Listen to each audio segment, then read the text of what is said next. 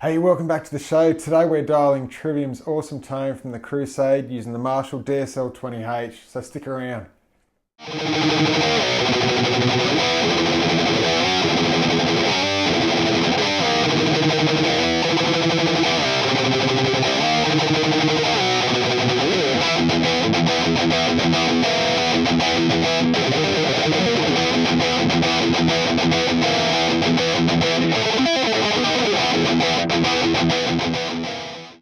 I got into Trivium when they just released the Ascendancy album back in 2005 or something, and until then I was just stuck in the 1980s and early 90s just with the classic metals, the Metallicas and Slayers and things, and I heard Trivium and it was this super cool old school sort of vibe and really technical thrash riffs, and it just blew me away. And then they came out with the Crusade, and Matt and Corey, just these young fellas that, you know, the school of John Petrucci, the rock discipline, and their chops were just absolutely blistering, and everything was just so technical with them. And that Crusade, the whole album just blew me away. But then when we got to the instrumental at the end, and it was absolutely epic, and it was so well done. They rekindled the absolute essence of thrash guitar for me. And so when Trivium released the Crusade, there was talks in all the magazines that Metallica was passing the torch to them, and I think Kirk Hammett was wearing a Trivium t-shirt, and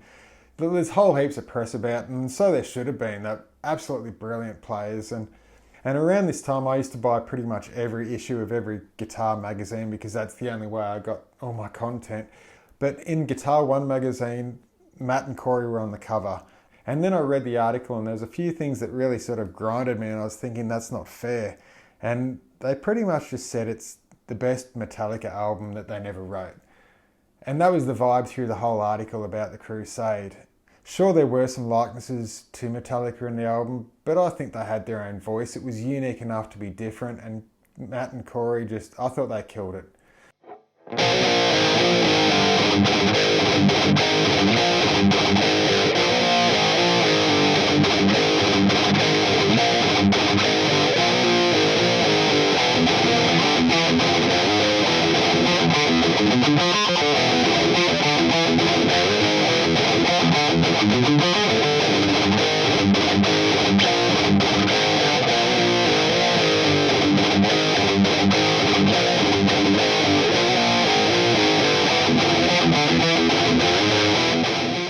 Reading those articles, they did speak about the gear that they used recording the Crusade, and they both used JCM2000 DSLs.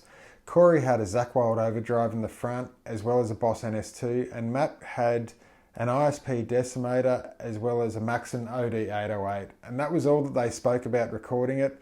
As far as guitars go, I think they had their Razorbacks and things at the time, but EMGs or passive pickups, I don't really know. I think it was EMGs at the time. So the gear that I'm using today to record the tone is my Jackson KVX 2019 with active EMGs 81 and 85. That's going into the Zakk Wylde overdrive, into the Boss NS2, and into the front end of the Marshall DSL20H. It really is just a simple, straightforward tone. There's no post-processing EQ or anything fancy that has to be done. It's just a straight up thrash tone with the core end of the Marshall. Yep. Okay. Thanks, Ol. It's a really basic, straight up tone. I'm only using the Wylde overdrive in the front end just to tighten a few things up. That's not actually adding gain. It just finds that the Marshall without the overdrive is just slightly looser, but you add the overdrive and it can just have a little bit more aggression, a little bit more attack to it, and the NS2 just keeps things quiet. You can see all the settings there. That's pretty straightforward. I've tried to make it as fat a tone as possible using the amp, but I find but this tone, it's really well balanced, and what I really like about it is it's not just a rhythm tone. You can do solos with it as well. And if you just turn up a little bit of reverb, it's got a really nice lush sort of sound for solos.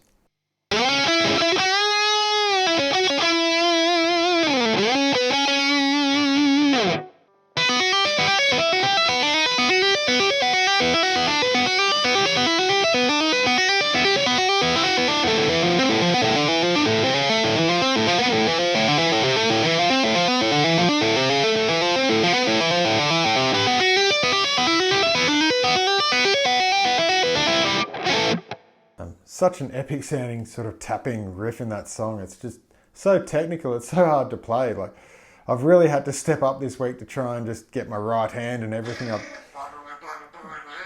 Yeah, I know, it's so much harder than I thought it was. Like, it's so much faster than, it's like 10% faster than I remember it being. And yeah, well, I'm not that old, mate.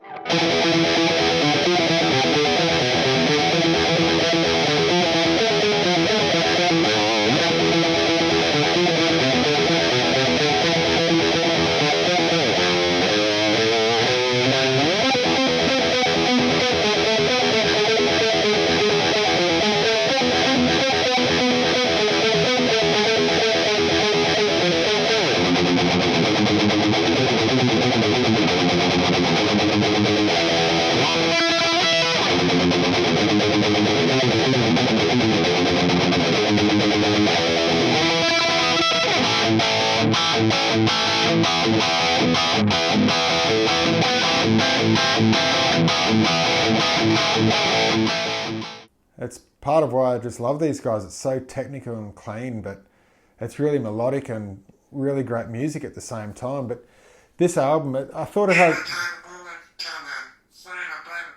The sound on the album, it really is good. I think it's one of the best sounding records they've put out. Like, they're such a heavily guitar orientated band that it makes sense to me to have a sound that's just full thrash sounding. It's so open.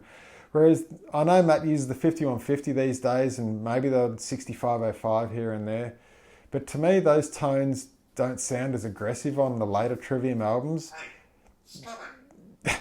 They're mixed really well and they sound really great, but What are you doing, mate?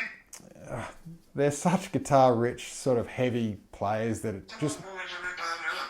it makes sense to me just to have really brutal sort of guitars that are out there, just like this album had, and the Ascendancy. I'm not sure what they used on the Ascendancy, but that too is just a really kick-ass album with shredder guitar riffs and licks.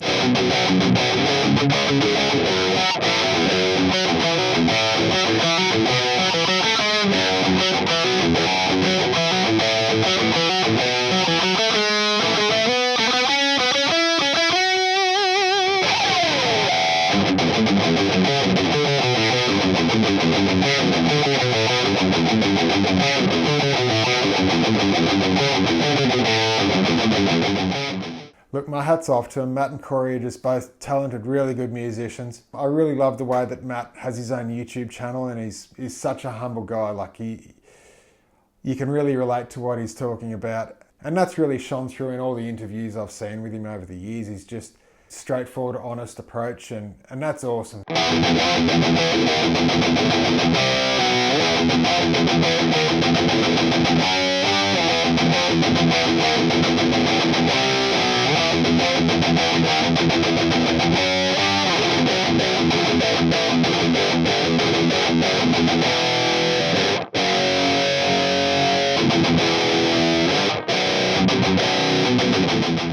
So I've got Ollie back doing videos with me.